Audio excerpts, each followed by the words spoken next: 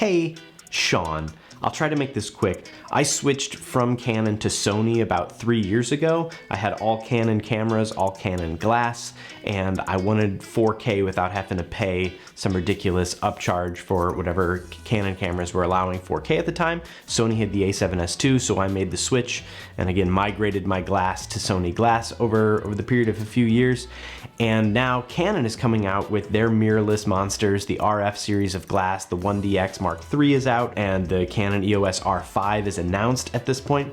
And I'm not switching back to Canon. In spite of all these amazing looking things, I'm not switching back, and I wanted to explain why in 4 little reasons. Number 1 is quality. I think that Canon and Sony and Nikon and most of them have about the same quality. You can look at a final image, you can take a raw file. For all practical applications, for anything that my clients are looking at, the quality of a Sony camera is as good as the quality of a Canon camera. The frames per second, the video quality, everything is about even. And yes, Canon has upped their bit rate, but it's neutered with their crop on the EOS R, and unless you want to do the 1DX, which is just massive, there's no difference between looking at a Canon file and a Sony file, and I would press anyone who's a normal person or a normal client to look at 2 images and say this one's a Canon, this one's a Sony, because they're the same. And in fact, the Sony sensors are so good that Nikon uses them in their cameras. Nikon doesn't make sensors, Sony makes all of their sensors. So Sony makes a good camera, and Canon doesn't make a better enough camera to justify switching on the basis of quality. So I'm sticking with Sony, no reason to change because of quality. Number 2 is usability. And for me, I don't buy into the Sony camera doesn't look professional because it's not big enough. And that's one of the main things I hear about. It's like, it just looks like a toy, it's small. And Canon, they're these beefy cameras. Like the 1DX is just this massive thing with essentially a built-in battery grip into it. And for what I do, I want to be more flexible. I want to be able to mount that on smaller gimbals, put it in tighter situations, and do more with it than I could with these massive brick Canon cameras. And so for me, it's an aesthetic thing, but I can fit more Sony gear into a bag and therefore accomplish more than I could if I was taking the same amount of Canon gear. Number 3 is the cost. Canon stuff is just more expensive. Like the 1DX Mark III is $6,500, while the A9 II is $4,400, $4,500. So it's $2,000 less, and they shoot essentially the same frames per second. The Canon can shoot the same once you put it in mirrorless mode, and it loses its DSLR capabilities anyway.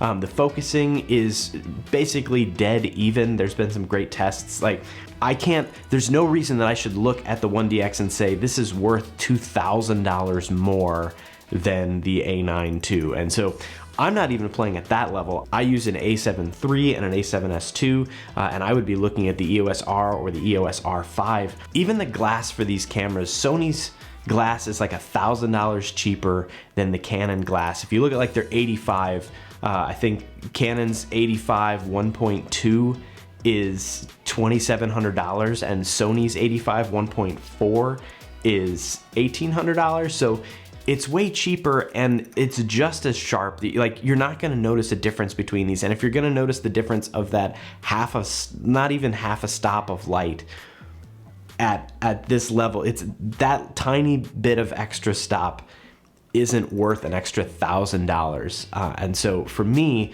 that extra add-on is just, I can do so much more with that money in the Sony system than I could in the Canon system. And the 4th and final thing, which is really the only thing, the main thing, is what I'll call the ethos, or the business, the guiding business principles of these 2 companies. And Canon has historically limited arbitrarily their middle range cameras so that they don't cannibalize the sales of the more expensive cameras. And so, like what they just did with the EOS R when it came out, so that it wouldn't trample the sales of the 1DX Mark III. There's just things like the crop factor for shooting 4K and some of the limits that they did to the codec.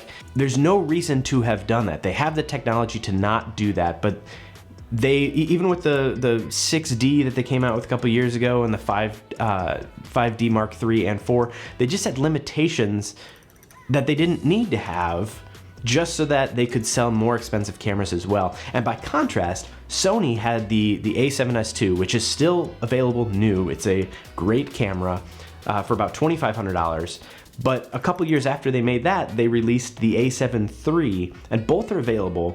The a7 III is, by almost all metrics, a better camera. It's got better focusing. It's almost as good in low light, and with the advanced processing, I think it's a wash, but it's just a better camera.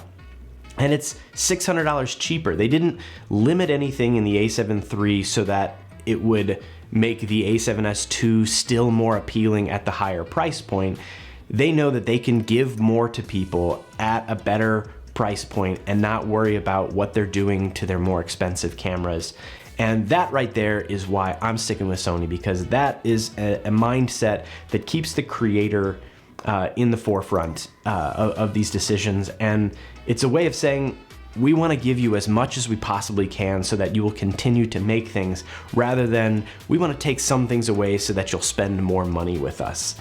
You're free to disagree about those things, but Canon has shown time and time again that they will limit their middle products to make their end products more appealing, and Sony just doesn't play that game. And so for me, I'm sticking with Sony, and that's why. And you may have your own reasons for switching back to Canon or never coming to Sony in the first place, but you are entitled to those, and I am entitled to mine. And if you were thinking about making the switch to or from or back or forth, that is why I am sticking with Sony, and why I think they're going to continue to take care of us for a long, long time. Thanks for watching. See you later. Bye.